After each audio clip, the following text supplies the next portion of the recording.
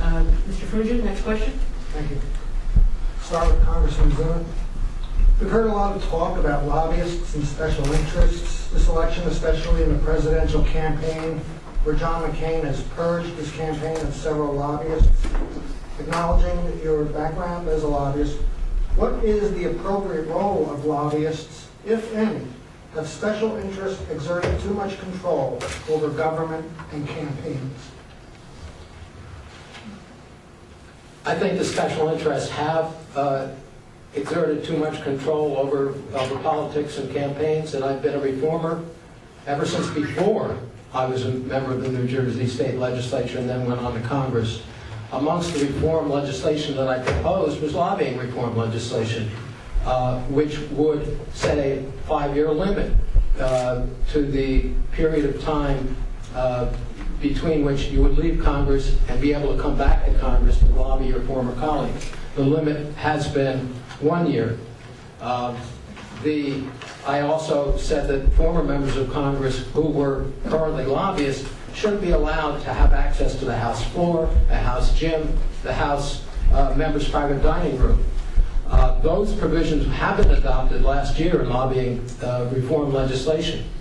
I have, as you know, been a lobbyist. I waited 5 years. I stood by my own standard rather than adhere to the minimum requirement, and that probably cost me some income, but I think that the principle is an important one.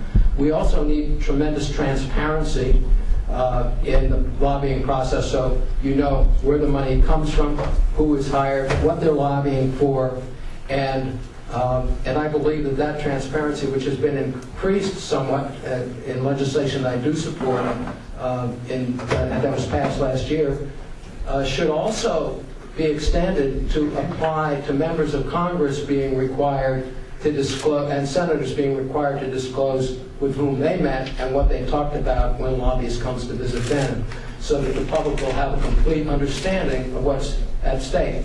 One of my the lobbying work that I did most recently was to represent the families of the military men who were killed in the Beirut barracks bombing.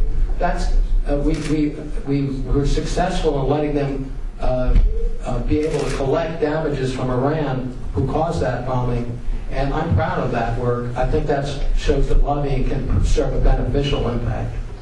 Thank you. Dr. Sabrin.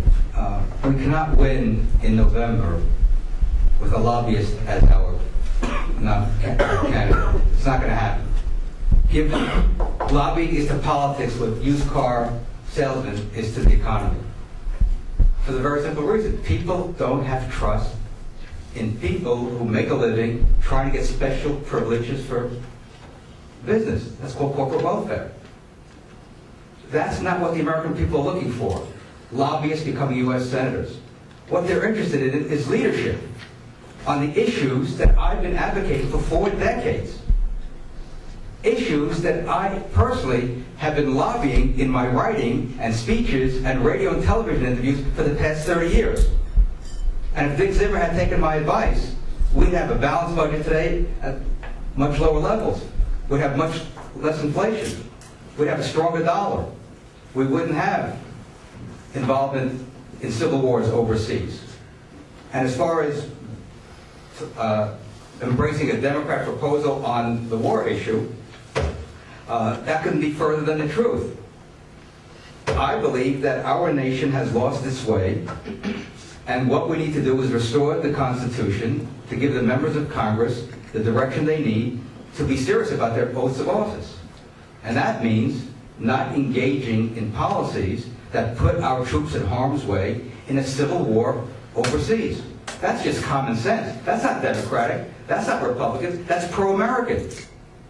That's what we need in Congress. Pro-American policies.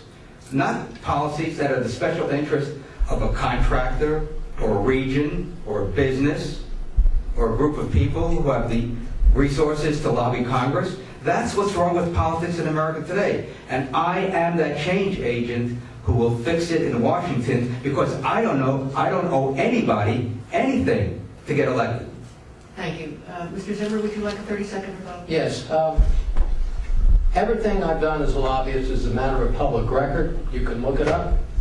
Amongst the matters that I handled was for a pro bono client, a patient advocacy organization that successfully obtained the right to import pharmaceuticals into this country to treat a digestive disorder. We did this without pay because it was the right thing to do. I represented homeowners in the vicinity of Ground Zero and made sure that the money that was allocated for the rebuilding of Lower Manhattan would also be available to people whose homes were damaged by those events. So these are legitimate issues, questions of fairness that I strongly support and am proud of working for. Thank you. Dr. Sabrin? In his response to the question, Dick Zimmer said he's a reformer. Is he going to reform the property taxes on his farm in Hunterdon County so he pays his fair share? He claims that it's a farmland exemption, but he doesn't look like a farmer to me. I mean, farmers look like they got overalls on and pickup trucks and straw coming out of their hats and whatever. So if you're going to be a reformer, at least live being a reformer, as opposed to saying, hey, I'm getting this tax break, and therefore my fellow property owners in my community have to pay higher taxes because I'm not paying my fair share of taxes. Thank you. Mr. Frungen, would you like to ask this question? Thank you. We'll start with Dr. Sabrin. Some people say beach restoration is vital to New Jersey's tourist economy. Others say we're throwing money into the sea to protect development too close to the shore. Where do you stand on spending tax dollars on beach restoration? This is a perfect example of how our government tries to do everything and accomplishes very little with taxpayer dollars. We have to find out, is this public property, is it private property? If it's private property, obviously it should be done by private citizens. If it's public property, then of course we should have a full and honest debate as to what are the benefits, what are the costs, and one of the problems we have, as you know, at the beach is that a lot of homes are built on beachfront property. It's hazardous areas. The oceans come by, the hurricane comes by, and then taxpayers have to subsidize the rebuilding of those homes. So that's what's called a moral hazard, as we all know in economics and finance. So again, we need to have a situation where people take the risk upon themselves if they want to build in these areas. But as far as beach restoration, if it's a local town and state can have a joint partnership with maybe some private development money as well, that would be an appropriate way to deal with this issue. But I'm opposed to the federal government getting more involved in this area for the very simple reason, once the federal government gets involved, there's going to be federal control over our beaches and shores, and the last thing we need is more federal intervention in the state of New Jersey. My goodness, we have enough from Trenton, we don't need more from Washington, D.C. Thank you. Mr. Zimmer? Well, the federal government has been funding beach replenishment for many, many years. I would support its continuation, provided that we look at some cost-effective improvements in the program, such as using newer technology to create offshore reefs that can retard the erosion of the beach. We should use means such as improved building standards for the houses that are nearby, vegetation planted that can, in a natural way, preserve the dunes. And that way, I believe we can reduce the cost of something that is a public priority, because under the laws of the state of New Jersey, the entire public has the right to use that beach, regardless of who owns the land going up to the shoreline. So for those reasons, I would support a continued federal role, but one that would be more cost efficient than the current one.